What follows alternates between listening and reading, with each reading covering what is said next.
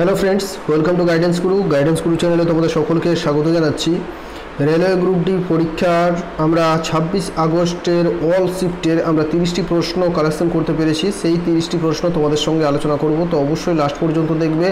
এটা হচ্ছে সেকেন্ড ফেজের পরীক্ষা শুরু হয়েছে। সেকেন্ড ফেজ অর্থাৎ আমাদের বলতে গেলে সাউথ ইস্টার্ন জোনের পরীক্ষা শুরু হয়েছে। তো সেই সাউথ ইস্টার্ন জোনে 26শে আগস্ট গতকালের যে প্রশ্নোত্তরগুলো এসছে তার 30টি প্রশ্ন। তো অবশ্যই লাস্ট পর্যন্ত দেখো, প্রত্যেকটি প্রশ্নই তোমাদের ইম্পর্টেন্ট হবে, কারণ এখান থেকে রিলেটেড কোয়েশ্চেন কিন্তু তোমাদের পরবর্তী পরীক্ষাগুলোতে আসবে।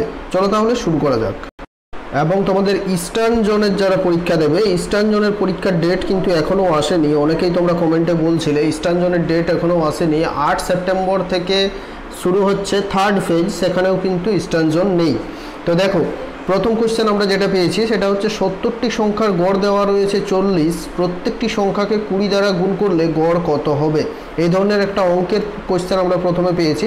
পরবর্তী কোশ্চেনটা দেখো, এই কোশ্চেনটা তোমরা সলভ করো, প্রত্যেকে সলভ করে উত্তরটা আমাকে কমেন্ট বক্সে কমেন্ট করে দাও, ঠিক আছে? প্রত্যেকে সলভ করো এই কোশ্চেনটা। দ্বিতীয় কোশ্চেন দেখো, ইন্টারন্যাশনাল অলিম্পিক কমিটি বৈঠক 2023 কোথায় হবে? 2023 সালের যে ইন্টারন্যাশনাল অলিম্পিক কমিটির বৈঠক সেটা কোথায় হবে, এই কোয়েশ্চেনটা ছিল। পরবর্তী 3 নম্বর প্রশ্ন হচ্ছে, প্রো কাবাডি লিগ 2021-22 কে জিতেছে? প্রো কাবাডি লিগ 2021-22 জিতেছে দাবাং দিল্লি। দাবাং দিল্লি নামক দলটি, দাবাং দিল্লি প্রথমবার এই খেতাব জিতেছে। সেটা হচ্ছে প্রো কাবাডি লিগ 2021-22, অর্থাৎ কারেন্ট অ্যাফেয়ার্স থেকে এই কোয়েশ্চেনটা আমরা পেলাম। এই ধরনের যে স্পোর্টস কারেন্ট অ্যাফেয়ার্সগুলো তোমরা করে নেবে, কারণ স্পোর্টস কারেন্ট অ্যাফেয়ার্স থেকে কিন্তু প্রচুর প্রত্যেক দিনই একটা দুটো করে কোয়েশ্চেন থাকছেই। পরবর্তী প্রশ্নটা হচ্ছে, মিস ওয়ার্ল্ড 2022 খেতাব কে জিতলেন? মিস ওয়ার্ল্ড 2022 খেতাব জিতেছেন শাইলিন ফোর্ড। তিনি হচ্ছেন মার্কিন যুক্তরাষ্ট্র বা আমেরিকার অধিবাসী। শাইলিন ফোর্ড মিস ওয়ার্ল্ড 2022 খেতাবটি জিতেছেন। তাহলে যদি প্রশ্ন থাকে তোমাদের যে মিস ইউনিভার্স 2022 বা 2021 সালের মিস ইউনিভার্স কে হয়েছিলেন, ইম্পর্টেন্ট তোমাদের জন্য কোয়েশ্চেনটি, কারণ তিনি হচ্ছেন একজন ভারতীয়, হারনাজ কৌর সান্ধু। তিনি 2021 সালের মিস ইউনিভার্স খেতাবটি জিতেছিলেন। পরবর্তী দেখো 5 নম্বর, অমৃতা দেবী জাতীয় পুরস্কার কোন ক্ষেত্রে প্রদান করা হয়? অমৃতা দেবী জাতীয় পুরস্কার, এটা হচ্ছে রাজস্থানের একটি পুরস্কার। এটা রাজস্থানে দেওয়া হয় এবং বন্যপ্রাণী সংরক্ষণের ক্ষেত্রে রাজস্থান সরকার দ্বারা অমৃতা দেবী জাতীয় পুরস্কারটি প্রদান করা হয়ে থাকে, ঠিক আছে? তাহলে বিভিন্ন, যেমন বন আর্দ্রভূমি দিবস পরীক্ষায় এসেছিল, বন থেকে বিভিন্ন কোয়েশ্চেন আসছে। তো অরণ্য রিলেটেড কোয়েশ্চেনগুলো তোমরা করবে, সেখান থেকে কিন্তু প্রশ্ন থাকছে। এরপর দেখো, গান্ধী জয়ন্তী পালিত হয় কবে? গান্ধী জয়ন্তী পালিত হয়েছিল 2 অক্টোবর। এবং আরেকটা কোয়েশ্চেন এখান থেকেই ছিল যে কোন সালে গান্ধী জয়ন্তী 150তম গান্ধী জয়ন্তী পালিত হলো, কোন সালে? তো কারেক্ট আনসার সেটা হয়ে যাবে 2রা অক্টোবর 2019-এ 150তম গান্ধী জয়ন্তী পালিত হয়েছিল। কারণ মহাত্মা গান্ধী জন্মগ্রহণ করেন 1869 সালে, ঠিক আছে? তাহলে 2রা অক্টোবর 2019 150তম হলো।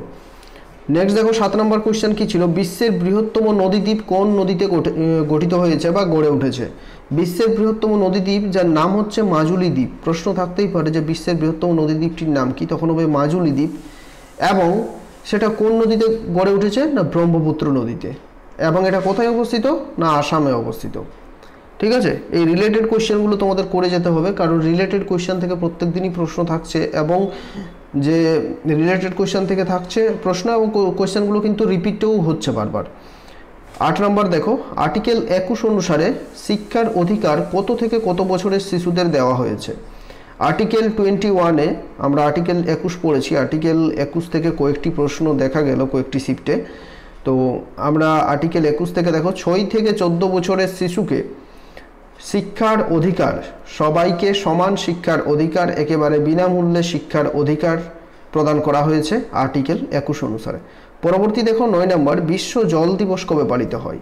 বিশ্ব জল দিবস বা ওয়ার্ল্ড ওয়াটার ডে পালিত হয় 22শে মার্চ। এই প্রশ্নটা পরীক্ষাতে এসেছিল, 22শে মার্চ বিশ্ব জল দিবস।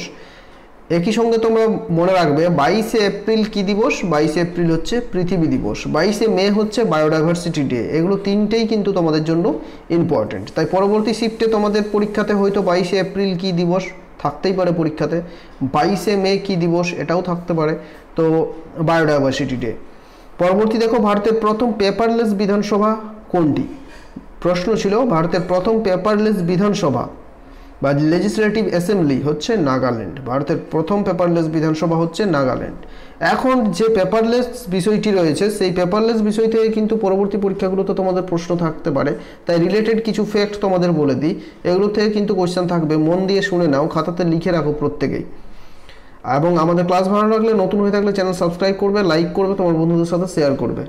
দেখো, পেপারলেস বিধানসভা হচ্ছে নাগাল্যান্ড। এখন যদি তোমাদের প্রশ্ন থাকে প্রথম পেপারলেস শহরের নাম কি, বিশ্বের মধ্যে প্রথম পেপারলেস শহর হচ্ছে দুবাই, অর্থাৎ দুবাইয়ে কোনো রকম পেপারের কিন্তু সেখানে ব্যবহার হয় না।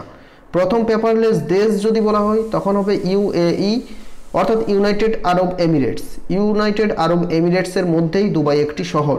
তো পেপারলেস দেশ বললে ইউএই, পেপারলেস শহর বললে দুবাই। ইউনাইটেড আরব এমিরেটস বা সংযুক্ত আরব আমিরশাহিতে কোনো রকমের সেখানে পেপারের ব্যবহার হয় না। প্রথম পেপারলেস হাইকোর্ট যদি বলা হয় তখন হবে আমাদের ভারতের মধ্যে, প্রশ্নটা হচ্ছে ভারতের প্রথম পেপারলেস হাইকোর্ট তখন হবে কেরালা। ভারতের প্রথম পেপারলেস মন্ত্রক যদি বলা হয় তো কয়লা মন্ত্রক হবে পেপারলেস মন্ত্রক। প্রথম পেপারলেস রাজ্য বাজেট যদি বলা হয় তো ইউপি উত্তরপ্রদেশ 2021 বাজেটটি হচ্ছে প্রথম পেপারলেস রাজ্য বাজেট। প্রথম পেপারলেস বাজেট যদি বলা হয় কবে হয়েছিল তো 2021 সালে কেন্দ্রীয় বাজেট হচ্ছে পেপারলেস বাজেট। প্রথম ই ক্যাবিনেট সিস্টেম চালু করে কোন রাজ্য, যদি প্রশ্ন থাকে তখন হবে হিমাচল প্রদেশ। প্রথম ই ক্যাবিনেট চালু করে। যদি প্রশ্ন থাকে প্রথম ই ট্রান্সপোর্ট সিস্টেম চালু করে কোন রাজ্য, তখন হবে হিমাচল প্রদেশ। তো এতগুলো ফ্যাক্ট তোমাদের মনে রাখতে হবে, এখান থেকে তোমাদের পরবর্তী দিনের পরীক্ষাগুলোতে কোশ্চেন কিন্তু থাকতে পারে। নেক্সট দেখো 11 নম্বর, ওয়ার্ল্ড ব্যাংকের সদর দপ্তর কোথায় অবস্থিত? ওয়ার্ল্ড ব্যাংক এর সদর দপ্তর অবস্থিত কোথায়? কারেক্ট আনসার হবে ওয়াশিংটন ডিসিতে। এবং এটা প্রতিষ্ঠা হয়েছিল কবে? 1944 সালে। ওয়াশিংটন হচ্ছে আমেরিকার প্রথম রাষ্ট্রপতির নাম হচ্ছে ওয়াশিংটন ডিসি। তো সেখান থেকেই এই শহরটির নাম হয়েছে ওয়াশিংটন এবং আমেরিকার রাজধানীর নামও হচ্ছে ওয়াশিংটন। প্রতিষ্ঠা হয়েছিল 1944 সালে ওয়ার্ল্ড ব্যাংক। আচ্ছা, ওয়ার্ল্ড ব্যাংকের বর্তমান ডিরেক্টর জেনারেল কে রয়েছেন? ডেভিড মালপাস। নেক্সট দেখো 12 নম্বর কোয়েশ্চেন, বাংলাদেশের রাজধানীর নাম কি? প্রশ্ন এসেছিল একটা সহজ কোয়েশ্চেন, কারেক্ট আনসার হয়ে যাবে বাংলাদেশের রাজধানীর নাম হচ্ছে ঢাকা। আচ্ছা, ঢাকাতে একটা মন্দির রয়েছে যেটার নাম হচ্ছে রমনা কালী মন্দির। এখান থেকে কিন্তু তোমাদের প্রশ্ন থাকে। ঢাকাতেই রয়েছে বিমস্টেকের সদর দপ্তর, এখান থেকেও কোয়েশ্চেন থাকে। এরপর 3টে ট্রেন সম্পর্কিত বিষয় জেনে নাও। ভারত এবং বাংলাদেশের মধ্যে চলাচল করা 3টি এক্সপ্রেসের নাম হচ্ছে মিতালি এক্সপ্রেস, বন্ধন এক্সপ্রেস এবং মৈত্রী এক্সপ্রেস। এই 3টি এক্সপ্রেস ভারত এবং বাংলাদেশের মধ্যে চলাচল করেছে। ঠিক আছে। আর বাংলাদেশের যদি মুদ্রা থাকে তখন কি উত্তর হবে? বাংলাদেশের মুদ্রা প্রশ্ন থাকলে তখন হবে টাকা। বাংলাদেশের রাজধানী বললে ঢাকা। বাংলাদেশের প্রধানমন্ত্রী যদি প্রশ্ন থাকে তখন হবে শেখ হাসিনা। বাংলাদেশের রাষ্ট্রপতি বললে আব্দুল্লাহ হামিদ। পরবর্তী দেখো 3 নম্বর, আমাদের টেলিগ্রাম চ্যানেলে জয়েন করে যাবে প্রত্যেকে। ডেসক্রিপশন বক্সে লিঙ্ক আছে, সেখানে আমি পিডিএফটা প্রোভাইড করে দেবো, তো সেখানে তোমরা প্রত্যেকে জয়েন করে যাও। 13 নম্বর কোয়েশ্চেনটা দেখো, কোন ক্রোমোজোম সন্তানের লিঙ্গ নির্ধারণ করে? অর্থাৎ সন্তান কি হবে, ছেলে নামে শিশুরা, তো সেই লিঙ্গ নির্ধারণ করে কোন ক্রোমোজোম? প্রশ্নটা ছিল এটা হবে ওয়াই ক্রোমোজোম কিন্তু লিঙ্গটা নির্ধারণ করে। আর ওয়াই ক্রোমোজোম হচ্ছে সবচেয়ে ছোট ক্রোমোজোম। সবচেয়ে বড় ক্রোমোজোম যদি বলা হয় তখন হবে এক্স ক্রোমোজোম। মোট ক্রোমোজোমের সংখ্যা কত থাকে? 46টি। বিভিন্ন সময় এটা 23 জোড়া থাকবে অপশনে, 23 জোড়া বা 46টি। ঠিক আছে। পরবর্তী দেখো, নিম্নের কে কোথায় ডিএনএ পাওয়া যায়? আচ্ছা, নিম্নের কোথায় ডিএনএ পাওয়া যায়, এই ধরনের একটা প্রশ্ন ছিল, ঠিক প্রশ্নটা জানা যায়নি। তো নিম্নের কোথায় ডিএনএ পাওয়া যায় যদি প্রশ্ন থাকে তখন হবে কিন্তু যদি মাইটোকন্ড্রিয়া অপশানে থাকে তো মাইটোকন্ড্রিয়ার মধ্যে কিন্তু ডিএনএ পাওয়া যায় এবং ক্লোরোপ্লাস্ট, এই দুটো জায়গাতেই ডিএনএ পাওয়া যায়। এই ধরনের প্রশ্ন যদি ছিল মাইটোকন্ড্রিয়া বা ক্লোরোপ্লাস্ট অপশানে থাকলে সেগুলো ঠিক হবে। এরপর দেখো একটা রিজনিং, পি তারপর dash Q dash M dash, এমনি করে কোয়েশ্চেনটা ছিল। এটা তোমরা উত্তরটা সলভ করো এবং কমেন্টে জানাও কি উত্তর হচ্ছে। পরবর্তী দেখো 16 নম্বর একটা কোয়েশ্চেন রিজনিং থেকে ছিল, 5 ফেব্রুয়ারি 1980 কি বার হবে? প্রত্যেকে সলভ করো এবং উত্তরটা কমেন্ট করো। পরবর্তী আরেকটা রিজনিং দেখো, 5, 15, 25, 35 এটা কিভাবে হচ্ছে? 5 থেকে 15 10 বেড়েছে, 5 থেকে 25 20 বাড়লো, এইভাবে হয়তো হয়েছে এটা। তো তোমাদের যদি অন্য কিছু মনে হয় তো তোমরা কমেন্ট করে জানাবে। এরপর দেখো 18 নম্বরে তোমাদের বলে দিচ্ছি যে রিজনিং থেকে কোন জায়গার থেকে কোশ্চেন আসছে, কোন জায়গার থেকে থাকছে না। গতকালের পরীক্ষাতে কিন্তু syllogism, non verbal, sitting arrangement, blood relation থেকে প্রশ্ন আসেনি, কিন্তু তোমরা এগুলো দেখে যেতেই হবে। প্রশ্ন কবে আসবে না তার কোনো ঠিক নেই, তো এগুলো কিন্তু প্রশ্ন আসেনি। এরপর ম্যাথমেটিক্যাল থেকে 2টি প্রশ্ন ছিল, ইনইকুয়ালিটি থেকেও 2টি প্রশ্ন তোমাদের ছিল রিজনিংয়ের। 20 নম্বর একটা জিকে থেকে কোয়েশ্চেন দেখো, ভারতের সর্বপ্রথম সাহিত্যে নোবেল পান কে? তো ভারতের সর্বপ্রথম সাহিত্যে নোবেল পেয়েছিলেন কে? রবীন্দ্রনাথ ঠাকুর 1913 সালে। নেক্সট দেখো, পর্যায় সারণীর সবচেয়ে তড়িৎ ঋণাত্মক মৌল হলো কোনটি? তো পর্যায় সারণীটা তোমাদের ভালো করে পড়তে হবে, কারণ পর্যায় সারণী থেকে প্রত্যেক দিন কিন্তু প্রশ্ন থাকছে। পর্যায় সারণীর সবচেয়ে তড়িৎ ঋণাত্মক মৌল হচ্ছে ফ্লোরিন। 22 নম্বরে দেখো, 2022 সালে বেঙ্গালোরে কে প্রথম সাইবার সিকিউরিটি হাব ওপেন করেছে? তো এটার কারেক্ট আনসার হয়ে যাবে IBM নামক সংস্থাটি 2022 সালে বেঙ্গালোরে প্রথম সাইবার সিকিউরিটি হাব ওপেন করেছে। আমি কারেন্ট অ্যাফেয়ার্সের ক্লাসে এটা তোমাদের করিয়েছিলাম। আমাদের কারেন্ট অ্যাফেয়ার্স ক্লাসটা সকালে তোমরা দেখতে পারবে, সকালে 6টা থেকে 8টার মধ্যে আমাদের কারেন্ট অ্যাফেয়ার্স ক্লাসটা পাবলিশ হয়ে যায়। তো প্রত্যেকে এই সময় তোমরা আমাদের প্রত্যেক দিনের কারেন্ট অ্যাফেয়ার্সটা করতে পারবে। যদি প্রত্যেক দিন ক্লাসটা অ্যাটেন্ড করো, তোমাদের যে কোনো চাকরির জন্য কারেন্ট অ্যাফেয়ার্সের জন্য আর কোনো চিন্তাভাবনা করতে হবে না।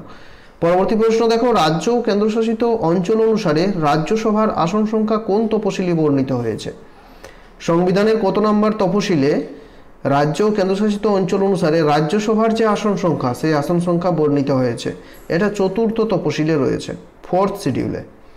পরবর্তী প্রশ্নটা দেখো, 2টি প্রতিরোধক R1 ও R2 সমান্তরাল সমবায় যুক্ত রয়েছে, তাহলে সমতুল্য প্রতিরোধ কি হবে? ফিজিক্সের রোধ চ্যাপ্টার থেকে, রোধ বা ধারক যেটা 11-12 ছিল, সেখান থেকে কিন্তু এই প্রশ্নটা রয়েছে। 25 নাম্বার দেখো, বেরিলিয়াম এর সাথে নিউল্যান্ডসের পিরিয়ডিক টেবিল কোন মেটালের সাথে সিমিলার? এটাও কোশ্চেনটা ছিল তোমাদের পিরিয়ডিক টেবিল থেকে। পিরিয়ডিক টেবিল থেকে প্রত্যেক দিনই একটা দুটো করে কোশ্চেন থাকছেই। 26 নম্বরে দেখো, কোন বছর মহাত্মা গান্ধীর 150তম জন্মবার্ষিকী পালন করা হয়েছে? 2 অক্টোবর 2019। তো একটু আগে তোমাদের বললাম এই দুটো কোশ্চেনই ছিল, যেটা হচ্ছে মহাত্মা গান্ধীর জন্মদিন কবে এবং কবে 150তম জন্মবার্ষিকী পালন করা হয়েছে। তো বিভিন্ন শিফটে এই কোশ্চেনটা আলাদাভাবে দেওয়া হয়েছিল। কোন দলের মধ্যে, আচ্ছা কোন, এটা দলের নয়, কোন ফলের মধ্যে কোন অ্যাসিড থাকে, এই ধরনের একটা প্রশ্ন ছিল। যেমন অ্যাপেলের মধ্যে মেলিক অ্যাসিড, বা লেবুর মধ্যে সাইট্রিক অ্যাসিড, বা তেঁতুলে টার্টারিক অ্যাসিড, এই ধরনের প্রশ্নটা ছিল। তো যদি তোমাদের সেইভাবে কিন্তু অপশানটা তোমাদের ঠিক করতে হতো। তো ঠিকভাবে জানা যায়নি কোশ্চেনটি কী ছিল। নেক্সট দেখো, মানব শ্বসনতন্ত্র ডায়াগ্রাম থেকে একটা প্রশ্ন ছিল। মানব শ্বসনতন্ত্রের কিছু একটা হয়তো ছবি দেওয়া ছিল, সেখান থেকে একটা প্রশ্ন ছিল। এরপর একটা কেমিক্যাল ইকুয়েশন দেওয়া ছিল, সেই কেমিক্যাল রিয়াকশন বিক্রিয়াটি কোনটি সঠিক? ম্যাগনেসিয়াম প্লাস, এটা কপার সালফেট ছিল, SO4, copper sulphate plus equal to copper plus magnesium sulphate. এই ধরনের বিক্রিয়াটি নিম্নের কিছু অপশন দেওয়া ছিল 1, 2, 3, 4, এগুলোর মধ্যে কোনটি ঠিক? ইকুয়েশন থেকেও কিন্তু প্রত্যেক দিন প্রশ্ন থাকছে। এরপর দেখো, ভারতের সব থেকে বেশি কথা বলা হয় তার মধ্যে 3য় স্থানে রয়েছে কোন ভাষাটি? ভারতের যে ভাষাগুলোতে সবচেয়ে বেশি কথা বলা হচ্ছে সেটা হচ্ছে হিন্দি ভাষাতে সবচেয়ে বেশি কথা বলা হয়। তারপরেই রয়েছে 2য় স্থানে আমাদের বেঙ্গলি ভাষা বা বাংলা ভাষা, 3 নম্বরেই হচ্ছে মারাঠি। ঠিক আছে, তাহলে এখন প্রশ্নটা কি ছিল? 3য় স্থানে রয়েছে কোন ভাষা? তখন মারাঠি ভাষা হচ্ছে 3য় স্থানে রয়েছে। তো 30টি প্রশ্ন আমি যেগুলো পেয়েছিলাম তোমাদের কাছে শেয়ার করলাম, অবশ্যই তোমার বন্ধুদের সাথে শেয়ার করে দাও। এবং আজ 27 আগস্টের কোশ্চেনগুলো কিন্তু আমি সন্ধ্যে 7টার মধ্যে তোমাদেরকে প্রোভাইড করার চেষ্টা করব।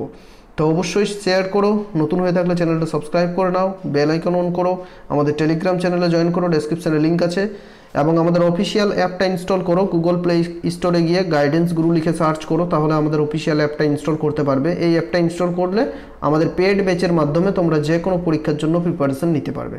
Thanks for watching this video. Thank you. সুস্থ থেকো, ভালো থেকো, এবং বেশি বেশি করে শেয়ার করো।